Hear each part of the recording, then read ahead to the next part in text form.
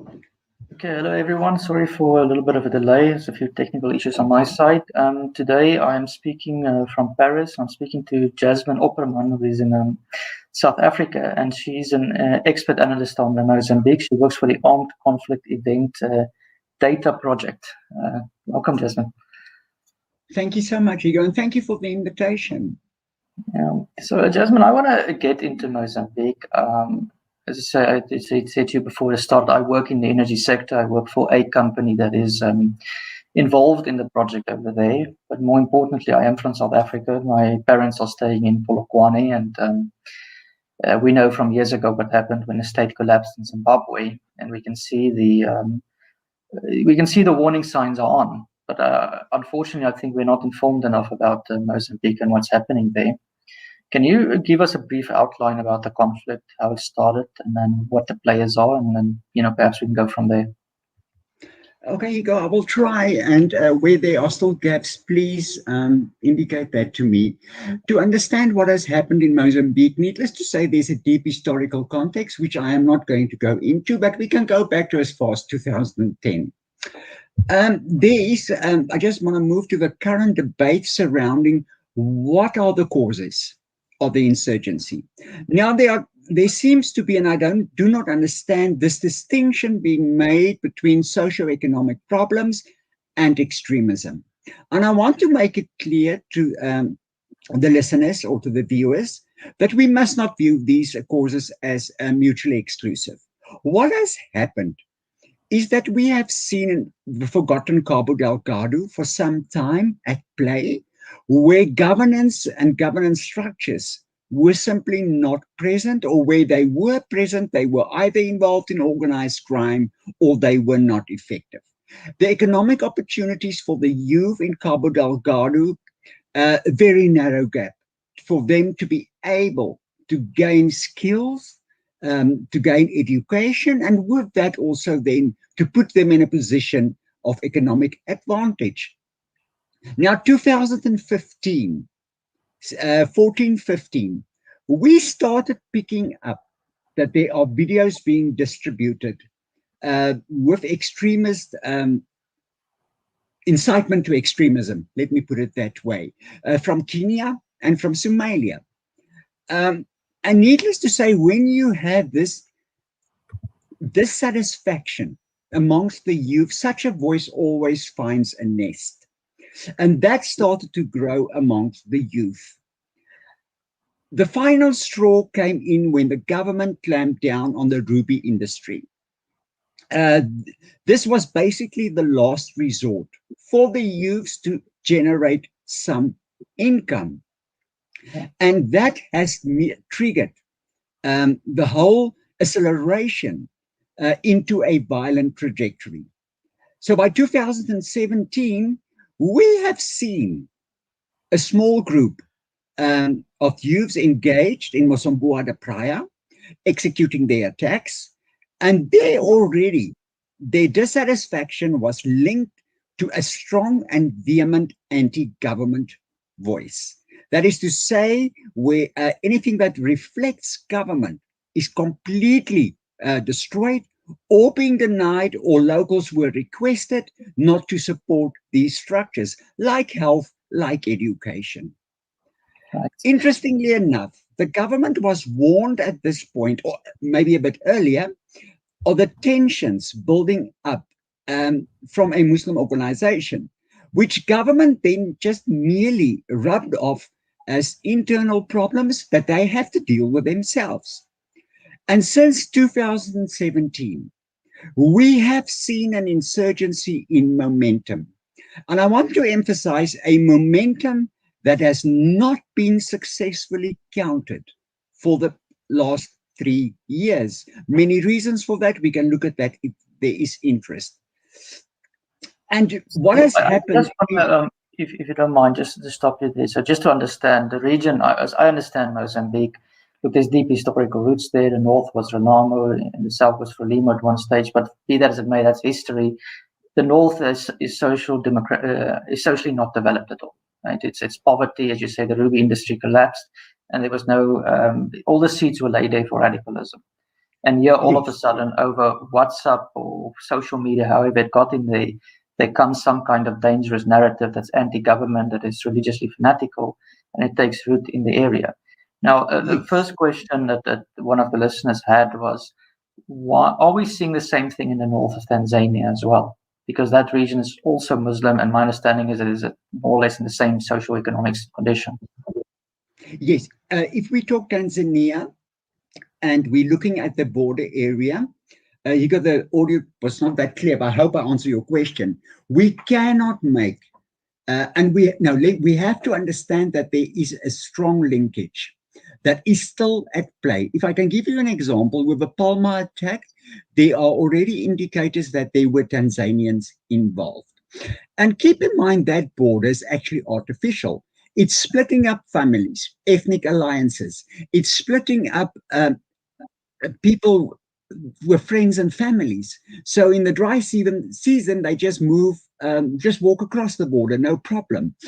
And the streams from Tanzania into Mozambique prior, and the probability that insurgents are doing the same thing in terms of a retreat and safe havens cannot be underplayed.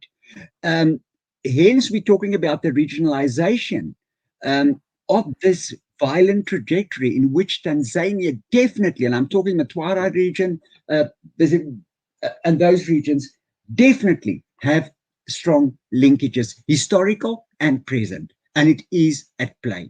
So yes, I agree with you in terms of that. I don't know if I've answered your question. No, you've answered very well, thank you. So, because I always like to just frame the problem first. So we've got a regional issue there. We've got people, as you said, the attacks on Mozambique at the moment, but they probably finding refuge in Tanzania. They probably have family in the area. It is an area being radicalized, okay, at the moment. And what was the response of the government when they figured out finally that, I'm talking now of the Mozambican government and perhaps the Tanzanian government, what was their response when they figured out, oh my goodness, something is happening in our own country? You know, Hugo, I wish I could show you a slide from my most recent presentation, but it won't be possible now. The Mozambican government is still in denial. It is reluctant to admit that there are local roots at play. You must remember, by saying that, they are actually saying the Mozambican government has failed, and Cabo Delgado reflects a failed region from their perspective.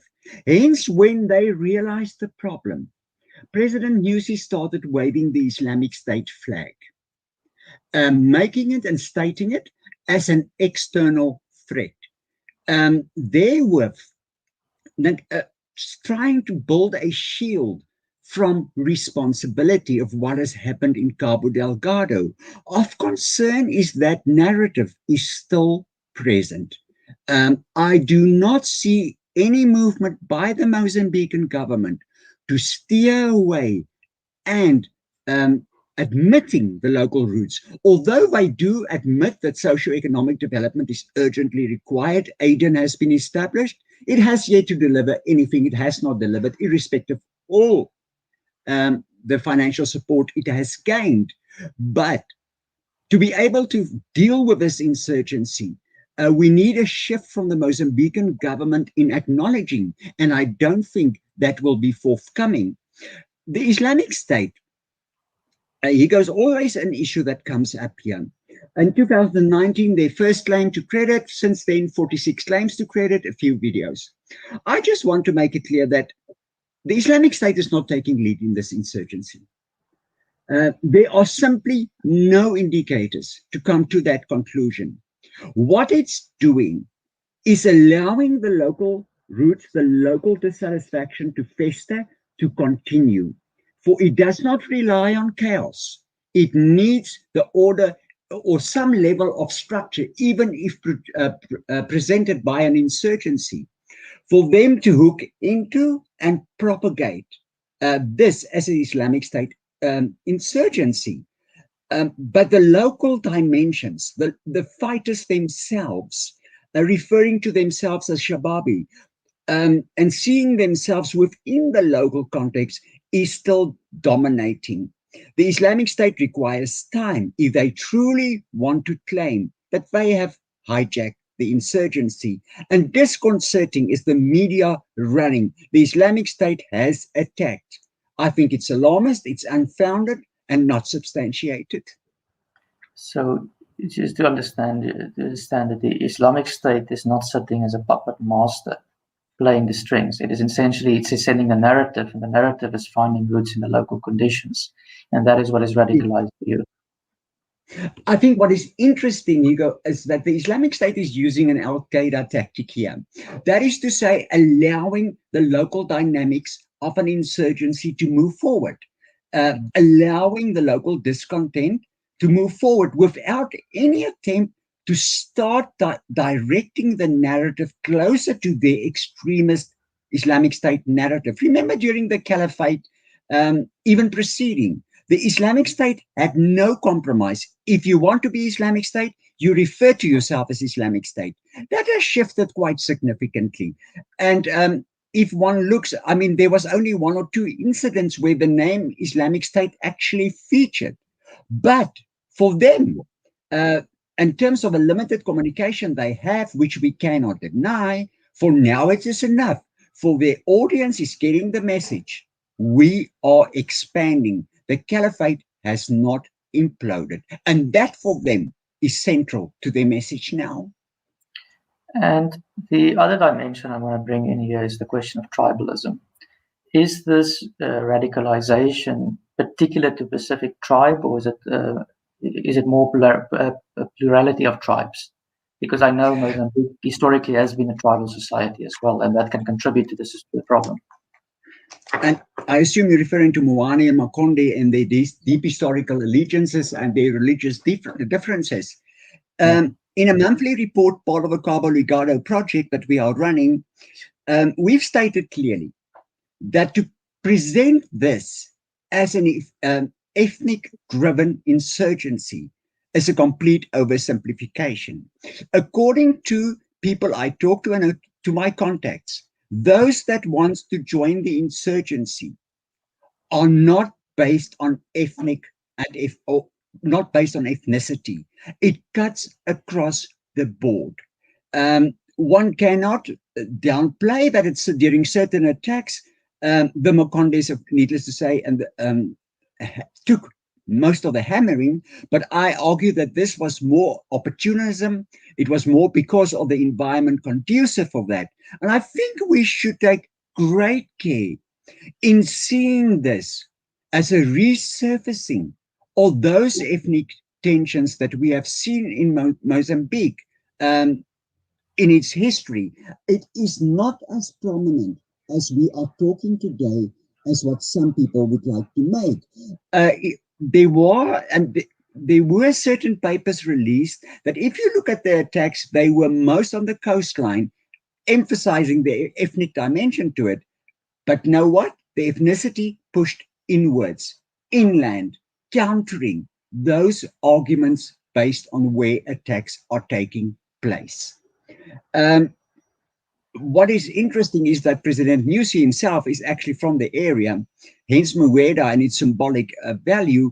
But no, there is simply no indication for me to justify this afternoon that we are seeing an ethnic turf war.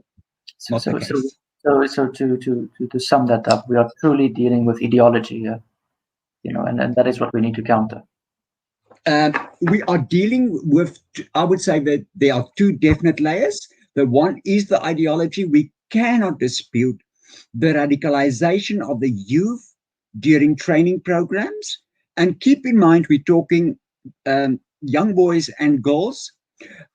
We are talking about radicalization being effective due to a layer of dissatisfaction, due to a layer of a Mozambican government simply providing too much oxygen for the insurgency.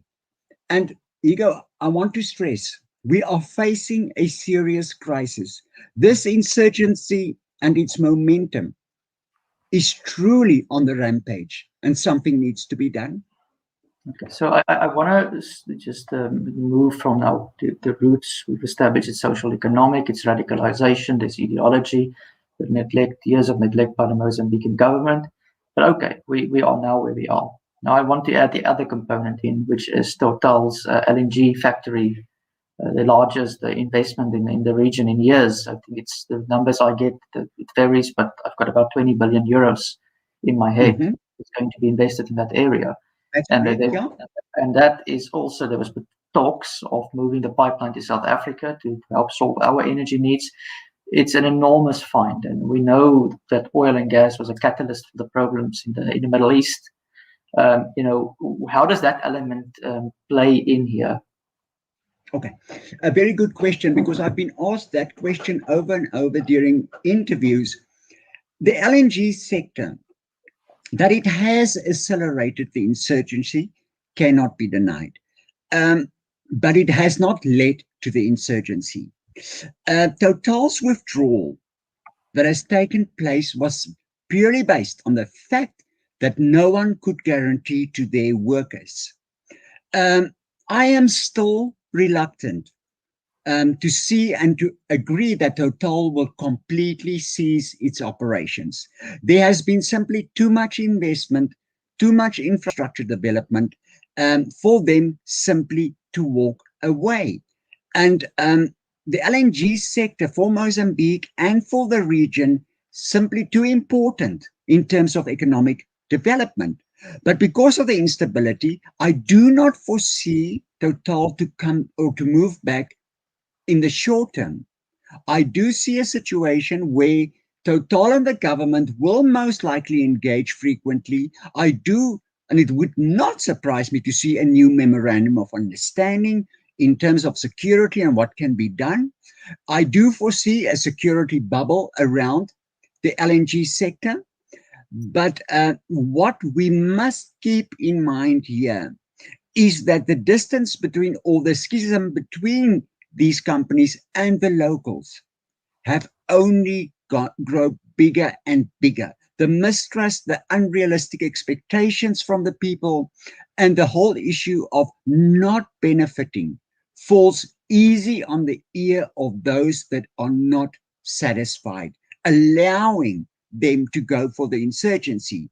So Total, the much needed guest, will, in terms of the local perspective, always be the unwelcome guest unless they can see some direct benefit.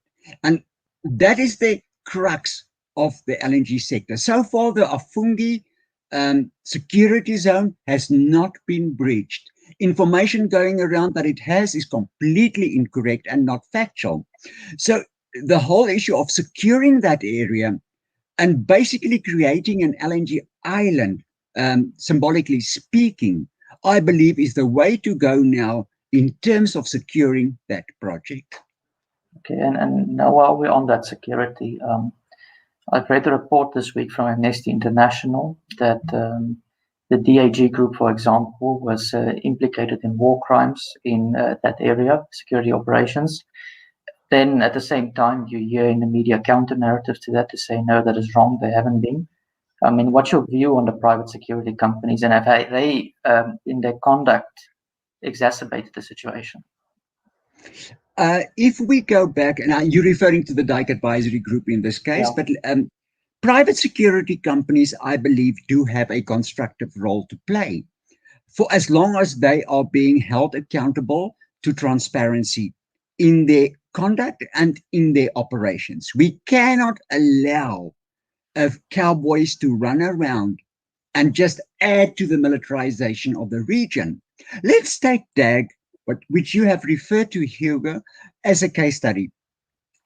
Has DAG killed civilians? Most likely. I'm not going to argue against that. I mean, in terms of the war situation, it most likely happened. But I want to add, and with that, I want to put in a disclaimer that I'm not saying mercenary activities are always justified, but was it not for the eye in the sky provided by DAG? And I'm not only referring to Palma, I'm referring now for the time they've been there. The insurgency would have escalated much quicker, for the choppers had a great impact on the insurgents, and they were even forced to change and align their tactics, irrespective of the fact that DAG had absolutely no coordination with ground forces. So private security consultants, I do not believe must always be viewed negatively. I think we should change our mind shift there and see what can be done, that there will be some form of transparency. DAG has shown that during the Palma attack. I mean, all of those people in the hotel would have been killed, wasn't it, for DAG? And with that, they become sudden overnight heroes. Now, I don't want to go into the villain or hero debate here. I think it's far more complex than that. But what worries me, Hugo, is that we are now in a period where eye in the sky operations and the effectiveness thereof remains questionable. The Ukrainians withdrew after the first or second day. They could not stand the heat. And the way forward, the insurgents will seize this opportunity. So what is required? Do we have to go for private military consultants looking at the Mozambican government's current capability, looking at the Air Force capability, looking at their reluctance to involve SADC states into Cabo Delgado? I do believe that if we do have some level of control over them, they can make a difference, yes. Okay. So it obviously has to go with the support of the Mozambican government, because you cannot have Total with their own private army. It's just ridiculous. So they have to stand hand in hand with the Mozambican army, but this needs to come with an admission of the Mozambican army that they don't have the capabilities. And again, that's a political question. That's what that adds, because it's the shame of the Mozambican government to not want to admit that they first screwed up the social economic development, and secondly, they don't have the security forces to patrol their own region. They do not have a simple fact. Now let's look at the situation now, Hugo. Let me give you an example. Most of the soldiers are deployed at Palma and around Afungi. Already the insurgents are spreading to Mudumbi, Makoju, Kutarash. So they've seen the door opening and they're simply using what is available to them. But I mean, everyone is talking about the SADC meeting coming up. Yes, it's an important meeting. The double troika shows the urgency. But the Mozambican government has to open that door. For as long as that door is closed, I do not foresee SADC moving in any way on an own basis or a decision by themselves, even if they can by UN resolution, and then infringing on the sovereignty of Mozambique. To know Cabo Delgado, to focus on Cabo Delgado, to understand the complexities, go to Maputo. Yeah. I want to ask now on this point. SADC is one option, but also we saw Portugal this week, I think last week, sent 60 troops to Mozambique. I mean, aren't they already, aren't foreign powers already getting involved? Because my biggest worry is that South Africa in particular, because we are the regional power, is going to get involved militarily in a conflict that we don't even understand properly. And that, you've got it. Just to add before I give you a word, and that itself comes with its own complexity, because if Iraq and the Middle East is anything to go by, once you go into a conflict like this, you don't get out very easily. Exactly. I always talk about the Iraqification of Cabo Delgado, and it's happening. I mean, Portugal, 60 trainers, the US Green Berets already present, British trainers already present.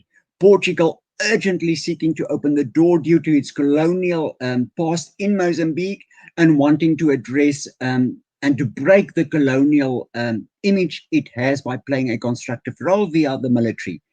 So there are already several actors involved. See what is happening, Hugo, all in silos. Who is coordinating all of this? What is being trained? Are the soldiers getting different levels of training? I don't know. But if there's no uniform standard, like you said, it accelerates the problem. And I want to add, yes, training is needed, but the insurgency and the Cabo Delgado's urgency does not allow us the luxury of time. But that has to be acknowledged by the Mozambican government, which they are reluctant and unwilling to do, to give training, to give financial support. I mean, to take one soldier out of South Africa and put it in the field, you need at least 10 to 15 people supporting that one soldier in terms of logistics, in terms of medical services being provided. So we're talking about an expensive exercise that has to be executed. Hence, I'm not in favor of a unilateral intervention by any regional state, for the means are simply not there, and they are facing an unfamiliar threat that we have not seen in this region before. And I'm afraid a blind eye rushed in will simply add and play into the hands of the insurgents. Then another dimension to this, what is the role of social media companies and what responsibility should they take here? Because my understanding is that radicalization happens on social media. That is the interesting part of this whole insurgency. Al-Sunnah is not active on social media. And that is where the Islamic State's greatest opportunity lies. The only voice we hear is the voice from the Islamic State, what they claim, how they structure the narrative, and how they direct the narrative. But from a group itself, its leaders, how it operates, although some information now is starting to show or indicate in terms of where we stand with them. But Al-Sunnah itself remains a shadow, for it is not talking, it is not issuing claims to credit, which makes it extremely difficult for analysts to clearly come up and say, but these are the issues at play. Although we can argue that anti-government sentiment is overwhelming in their narrative. But I think, Hugo, what is important to that, the latest Islamic State video showing them in Mozambique de Praia. What is clear from that video is that there's a social identity being created amongst the fighters. You can see in the terms of the way they interact, the way they dress, and the relaxed mood they are in. They are presenting a new type of identity for the young and the youth. That's why you sit with railway lines of support from Nyasa, from Nampula to the insurgents, joining it free willingly. And that identity comes with the successes it's having. And for as long as it's having these successes, that identity could just gain much more credibility amongst the young people in Cabo Delgado than what we have ever expected, irrespective of Sunnah sitting on the background to all of this. Okay. So if, I mean, what should we ask then of our governments? I mean, I'm sitting in France, of course. Total has got vested interest. I'm assuming Monsieur Macron can, at least diplomatically try and pull some levers. In South Africa, Ramaphosa is there. SADC has definitely got influence over Mozambique. I mean, what message should we ask of our leaders to send to Mozambique? And then, afterwards, what should a reasonable response be to eliminate this threat? And at the same time, not try and get us involved in another endless war, as we've seen in the Middle East. The first aspect is, and that is SADC's problem. We have to keep this in mind. They are not at this point in time speaking with one voice. Zimbabwe has its relations with Mozambican government. We have, which is not always that good. Tanzania has, Malawi has. So there are different levels of diplomatic engagements with the Mozambican government. But SADC, and I want to argue this is one of their most important Troika meetings to show unity in their concerns, to show that they can provide and assist the Mozambican government. And if there is a need for military support, to set the barometers of such support. We cannot leave it to Mozambique alone, because then we are talking about the European Union coming into play. We are talking about the United Nations coming into play, and SADC must ensure that they guide and direct that call for immediate involvement, which I don't foresee happening. But it is time for SADC to start acting decisively and show decisively what can be done. I do hope we are not falling back to the old statements of border security, organized crime, blah, blah, blah. No, what can be given in terms of fighting the insurgents in breaking its momentum? And I do hope that the SADC Troika leaders have with them a very specific set plan for immediate, medium, and long-term interventions that will guard against a blind deployment leading to a 5 to 10-year presence with no definitive outcome, as Mozambique has never supported such an initiative. We need diplomatic pressure. But we need, we're calling for that. It's an extraordinary call, and I think we're going to be forced to do it anyways. It's a matter of time. We either react now, or the situation will force us to react. But my worry again is it means that South Africa, in particular, because we'll probably be leading SADC, will have to get involved in nation building in Northern Mozambique. Because, as you said before, unless the social economic conditions are not addressed, you're going to fight another radicalization soon. And that is, you have to add to the complexity. If you look at 700,000 plus refugees, if you look at the complete social disintegration of family life in Cabo Delgado, how human dignity has simply been swept off the table. This is a long-term intervention. And I do not believe that a country like South Africa will be able to guide such social cohesion. It is a responsibility that rests with the Mozambican government. But the Mozambican government simply seems, although they showcase it via aid and in terms of development, I don't see, whilst we have IDPs in specific areas, any initiative to start engaging a social cohesion project. And if that is not coming from Mozambique, it will never happen. The fact that we have information now that child soldiers were involved in Palma shows you we're sitting with a generational problem with deep scars that's going to take generations to be able to address. And this is the problem.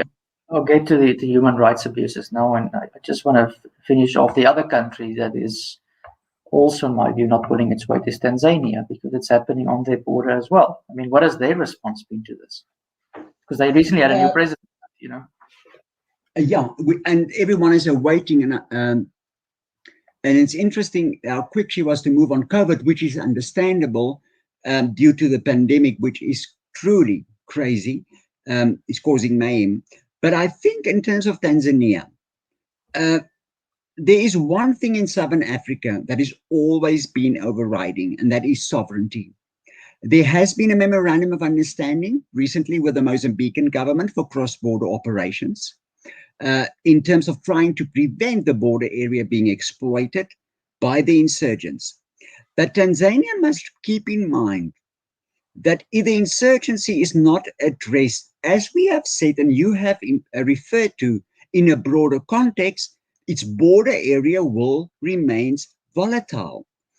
And that there is no way of isolating itself from this reality. Will the Tanzanian government be willing to admit and work with Mozambique on this matter? We will have to wait and see what SADC decides. But the concerns from Tanzania already, that finger is being pointed to them, that they have a hand of accountability in terms of the insurgency due to the inflow of supporters for the insurgents. So already accusation and counter-accusation is flowing.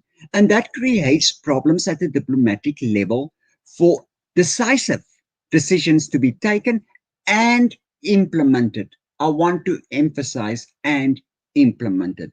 That is the crux that we are sitting with as we're talking here tonight. A statement is fine. It has to be implemented. Right. So we need talk and then action. And it's the action that's always lacking, right? I want to get to the human rights abuses. I mean, I've read the Amnesty International report of last week, which was horrendous. It's the one that also accused the DAG group, but it also it more just that went further. It implicated the Al Shabaab into horrendous war crimes. Even some of the government forces were, implicated in this. This week, you tweeted about child soldiers. I think it was today. I mean, can you give us a scope of the Yes. human rights violations, and then obviously the refugees following from that? Igor, yes. First of all, the human rights abuse is nothing new. In 2018, Human Rights Watch visited the Mies prison just outside Pemba, where they already started reporting on how these suspects are being treated. The situation has escalated to the extent last year that some locals referred to the Defense Force as terrorists, which is a serious indictment. There is no denial that the security forces has acted harshly without any due legal process available, which is still not available, and has allowed them the scope to act on the moment, spur of a moment, as they see fit. Hence, we've seen a period where there has been a lull in arrests being made. Why? Anyone suspected of supporting the insurgency were merely shot and killed. Um, Ibo Island, before they started rotating the senior officers, I mean, there were gruesome reports of human rights abuses taking place. So your security forces in Mozambique has lost the trust of the local people. And they do not see them as providing protection, but being responsible for certain of these grave human rights abuses. And it cannot be denied by the Mozambican government. They will have to admit to this, and they will have to show that there are due legal processes, that the military do adhere to international law and will respond accordingly. But it's not happening. And that is the problem we are faced with. And who is funding all of this? Because that was my question. Where's the weapons coming from? Again, always a question that comes up, and it's not always easy to answer. But if you look at the insurgency, there is one factor that we cannot deny, and that is the local supply streams. And that creates additional questions, but leave that now for the time being, where they've relied on local markets and what is available immediately to them. In terms of weapons, if we look from, I would say, 2019 to where we are now, they relied on what they seized and what they could gain being given to them by some of these soldiers. Some commanders were implicated. I don't want to go into that. I do not have the evidence, but there's some sort of collusion taking place. Then came in the whole issue of organized crime, funding, because it's a lot of money. Some of these insurgents had dollars on them. There is no evidence, and I want to make this clear, Hugo, no evidence that organized crime is funding this insurgency. That they could use local rubies or gold or whatever is left to their own benefit. Needless to say, all over the world, it has proven it will happen. But to argue that drug syndicates is funding the insurgency is, to say the least, absurd. It's not happening. It has allowed the organized crime syndicates the freedom of movement they want in terms of increasing their activities, which we have seen with drug syndicates. But if we are going to fight organized crime, it will require a complete different tactic and strategy than fighting this insurgency. So yes, opportunistic engagements could have taken place, might take place, but organized crime as a decisive actor in the insurgency, until I've seen the facts, I do not agree with that statement. Okay, so it's not the awareness. And then the origin of the weapons, are they traceable to some country, to some manufacturer at least, even though they come through black markets? And then that's the interesting factor. If I might just refer back quickly to Palma, and if you look at the weapons being used, there were actually no new weapons used. Most of them familiar to the Cabo Delgado environment in terms of what the soldiers are being equipped with, what the police force being equipped with. But needless to say, weapons smuggling has always been a reality in Cabo Delgado. So the opportunity to gain access to weapons, be it from Afghanistan, be it from Yemen, be it from Somalia, cannot be denied. But there is simply no indication that the only supply line comes from Yemen, comes from Afghanistan, or comes from somewhere where the Islamic State core is predominant. Mostly the weapons we are seeing is familiar to the historical context of Cabo Delgado. Okay, so that clears up a little bit of it as well, because there was accusations of foreign countries. I won't name them. I mean, I'm not here to create propaganda. Because this is now on the propaganda. The media, and I refer again to the Iraq War. I don't think the media has ever been as irresponsible as the Iraq War, maybe the Vietnam War that was before I was born. What should the role of the media be in reporting this story, in not I would say creating an overreaction? Obviously, we are calling for reaction. We are telling our government, look, this thing is dead serious. There's an insurgency. It's Islamic militarization. We're not used to it. We need a coordinated action from SADC, and I want Tanzania and Mozambique to speak to each other, etc., UN if possible. But at the same time, you don't want to go on to military adventurism, right? And this is where I think the media comes into play. How should they report it, and how should they try and be responsible? Let's just first start again. You go with the complexity at play here, and that lies in Maputo with its vehement clampdown on journalists and free media reporting, starting with local journalists, where freedom of speech is allowing a mythical voice to the insurgents. That is to say, no one is sure, hence the Islamic State claims to credit, hence we assume that they are taking the lead. I think for the media, and I'm talking international media, it is of paramount importance to at least try to gain some insight into the insurgency before rushing to Palma and taking footage of the mass destruction, which, fine, people need to see it. But that's not where the story must end. It is in terms of what is the follow-up to this problem, what can be done about this problem, that I think the media can play a far more constructive role. It is not only doom and gloom. It is at the end of the day, we need solutions, and solutions need to be put out to the people, to the local communities, to the international community in seeking constructive problem solving mechanisms.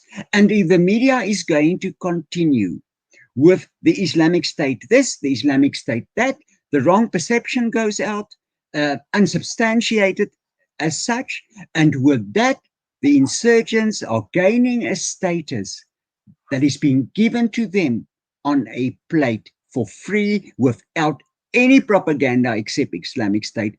And it just adds to their momentum and their motivation. And I think the media should always ask before publishing, how factual, correct, to the best of our ability, is this article?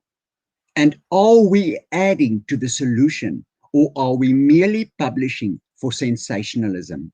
Sadly, most of the recent articles reflect sensationalism.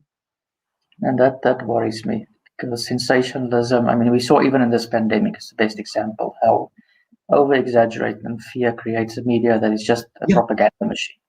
And it's highly irresponsible. I mean, Ego, let me give you an example. I'm not going to mention names, and you will understand why. This afternoon I had engagement with a lady. The last time she has heard from her son, 24th of March. She is in tears. She is devastated. People don't listen to these voices of desperation to understand the social impact. 24th of March last year, last time she has spoken to him. Needless to say, I will do my best. But what I'm trying to say is it's fine and it's good to show and listen to their voice.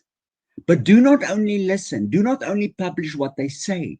Try to understand the loss of human dignity at play here and a complete sense of hopelessness that is at play, and understand your responsibility in that way. And the refugees, I can see you just touched a little bit on that. UNICEF tells me 500,000 refugees, with half of those being children. Is that correct? That is 250,000 correct. children. Yeah. And where are the refugees being displaced to? Where are they running to?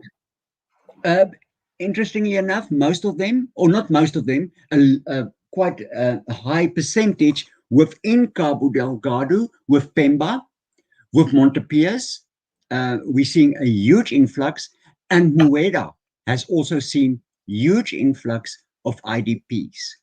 So you're sitting with a problem of limited resources being stretched way beyond reality.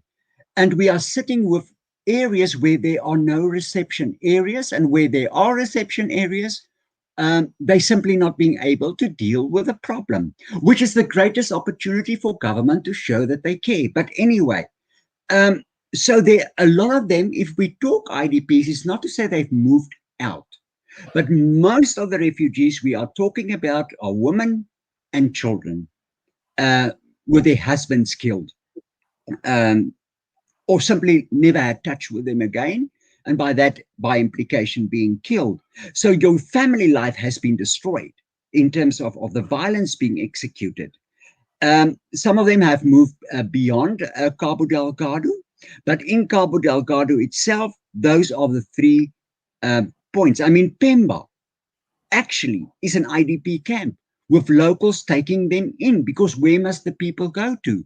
How many more can they take? It is a situation of impossibility to be able to deal, control, and manage this process. And yesterday, I got a report that there were still IDPs arriving in Pemba. So the numbers are just escalating as we go along. I mean, in Palma, prior to the attack, we're talking 40,000 to 50,000 people, most of them IDPs. Where are they? What happened to them? We don't know. And the numbers being thrown around is conservative. I believe that there's a much higher casualty number and much higher number of unaccounted people.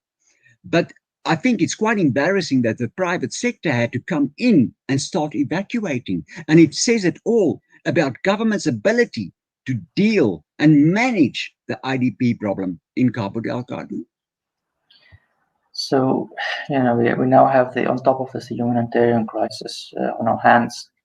And as you say, the Mozambican government doesn't seem to care much that there is an insurgency in their country.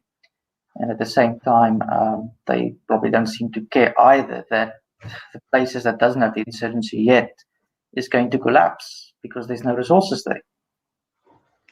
Yes, and I think what is disturbing, is the fact that they are continuing with this normalization narrative. Palma is under control.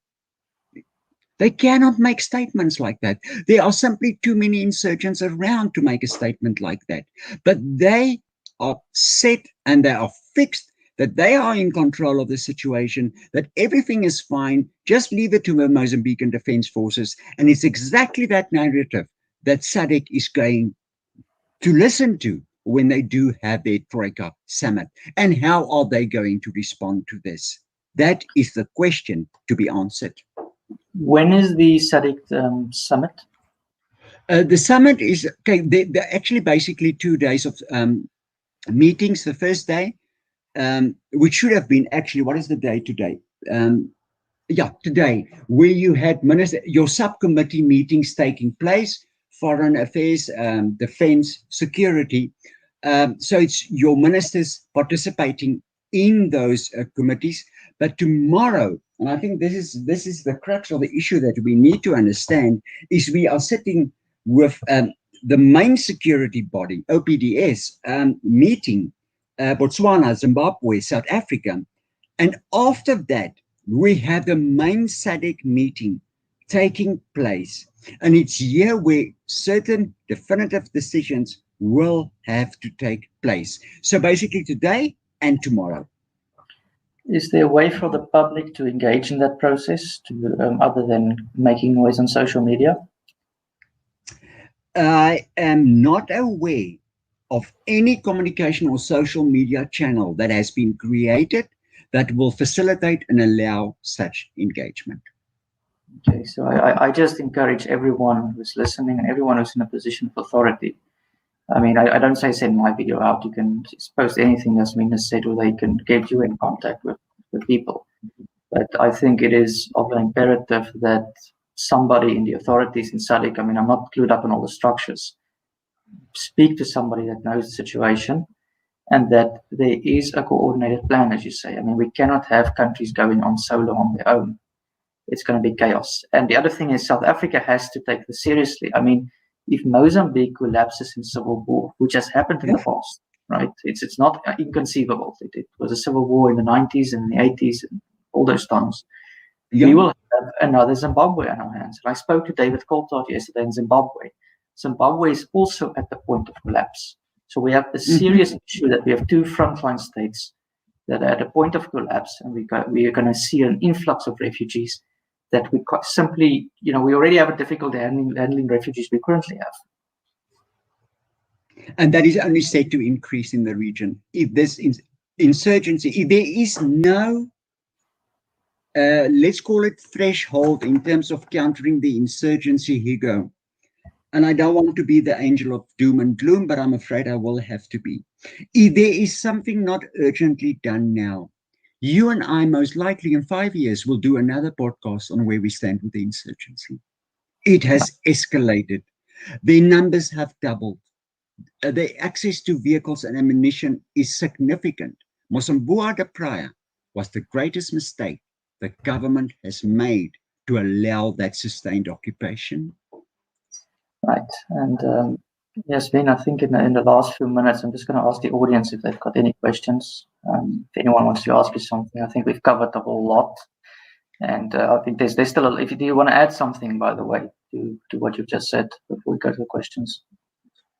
I think what is important now is sober minds, sober thinking, talking to experts that has been involved in counterinsurgency, gain their insights, and then the way forward in terms of the insurgency, and it is urgent, but urgency must not underplay a well-planned, accountable process. SADC cannot do it alone.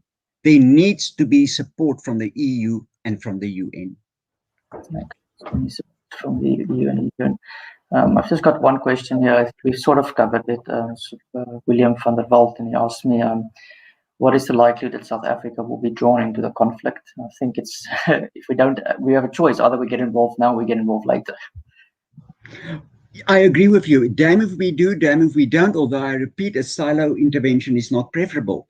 But actually, we're already involved. If one looks at DAG, if one looks at Paramount providing weapons, giving training, not directly involved, I want to emphasize, please, they just providing their weapons and their training. So the roads back to South Africa has already been created. I am concerned about alarmist statements of South Africans involved and that their training camps in South Africa, I have seen no evidence thereof.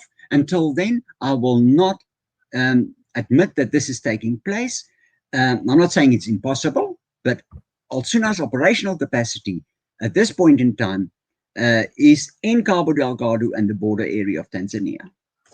Okay, and then I've got an overseas person here, Barbara Muller. I think she's from Europe, who says, do we want the UN to get involved?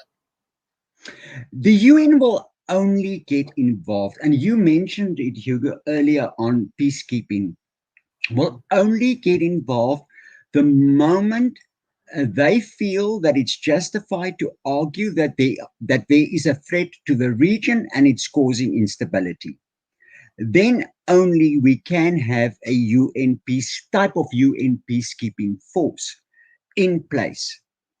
Do we want the UN involved? Because we are talking, and I know that there are many foreign agendas at play.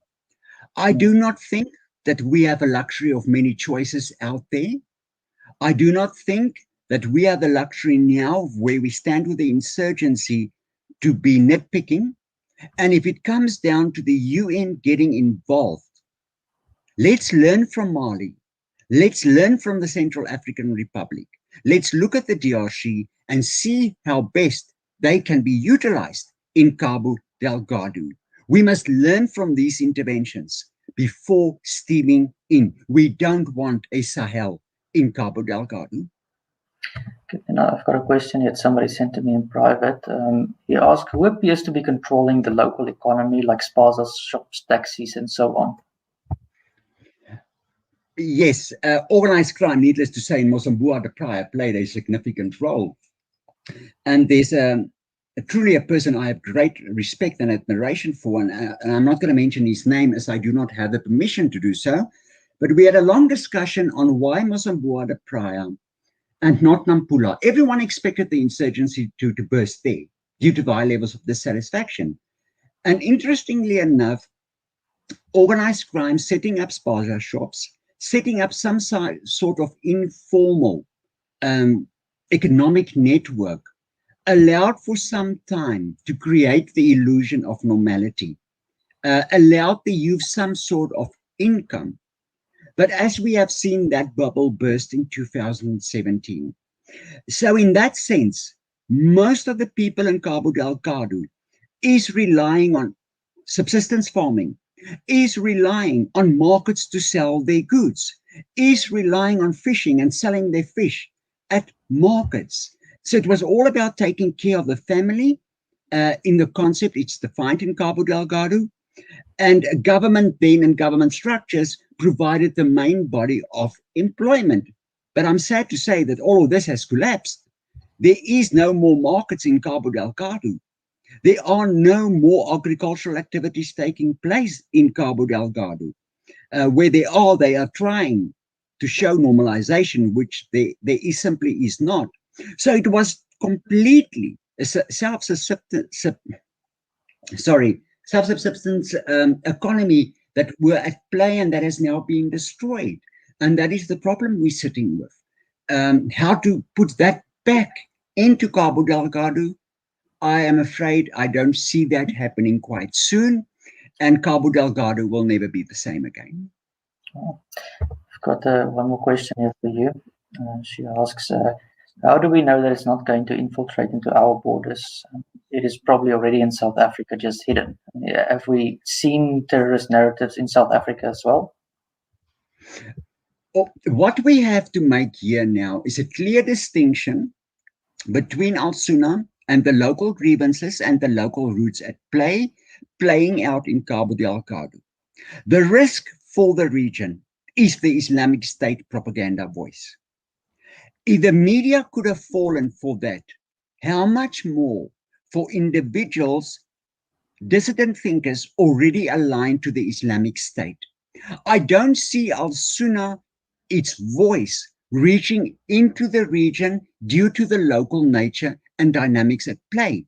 But I do see that the Islamic State propaganda is enough for individuals to either increase support, be via supply lines, to either go and support and fight this in the name of the Islamic State, God forbid, even execute a lone wolf type of attack. That is truly the bad case scenario. That could infuriate, that could accelerate the Islamic State in the region. And sadly, the media narrative is reinforcing that perception. Well, that is deadly. That's quite scary. That something like that can come back all the way home, South African as a lone wolf. Yeah. Okay, Jasmine, I would like to thank you. I think I'm not going to ask any more questions over here. Just last thing in closing, last 20 seconds that's left. If you have anything to say for us or the media or the politicians, and I'll send the video to everyone that I know. I think just as a last word, and trying to be sober as possible about this situation, is that what is needed now, and I want to urge everyone, is to take great care on disinformation circulating, to make sure that we have factual verification for what is being put on the table, that we understand the abyss of hell the people had to go through, and that where it is possible, to redirect the Mozambican narrative in a far more constructive and plausible and a way in which we can solve the problem. There is no quick U-turn. There is no quick fix. We're beyond that. But at least we need to break the momentum, get some level of control, and bring back an investment with vast benefits to the region. And I want to add to that, I've said it before on the show and other episodes, the most important aspect of any propaganda is the narrative. Narrative is how they control people, and you have to break it. And for people to ask what they can do individually, I think the first thing is start talking about Mozambique. Okay, so the leaders will listen if we create enough local voices. And the second one is think for yourself what the righteous response should be to this, because there are ways to respond to it and there are ways not to respond to it, and we cannot exacerbate the situation in our own response, because then we're going to have more blood on our hands. Thank you. I agree. Yeah. For those who would like, if you allow me, want weekly updates from the Cabo Ligado project, please share your email address with me on Twitter or via my email address, and I will just add you to the list, and you will get it once it's published. Okay, thank you, Jasmine. Jasmine is on Twitter. I encourage everyone to follow her and to retweet whatever she says. It is thoroughly researched and she knows the stuff. Thank you, Jasmine. Thank you for that compliment, Hugo. I'm doing my